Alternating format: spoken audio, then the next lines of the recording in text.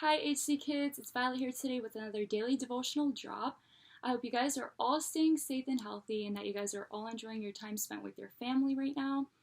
Today we're going to be talking about Philippians chapter 2 verses 8.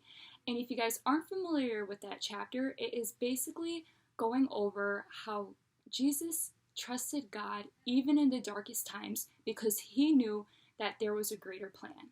Let me read this verse to you guys. He appeared as a man. He was humble and obeyed God completely. He did this even though it led to his death. Even worse, he died on a cross.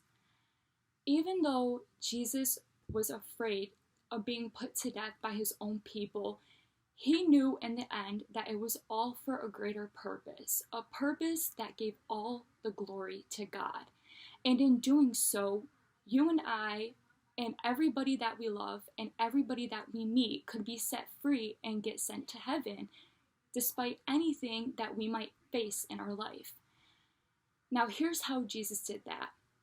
One, he trusted in God, which is the first thing that we all need to do, is put our trust in God and show him that even in the uncertainties, he is still our King and he is still God, and he will always be there for us when we need him the most.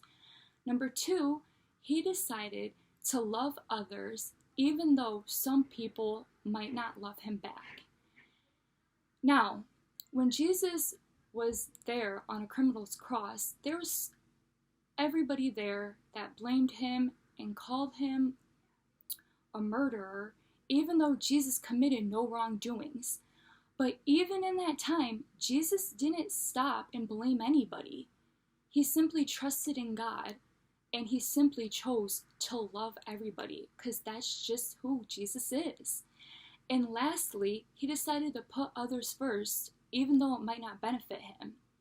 See, so many times in life, people will say something to you that might hurt your feelings, or you might get a bad test score and your friend might get a good test score, and they might call you something that you don't want to be called.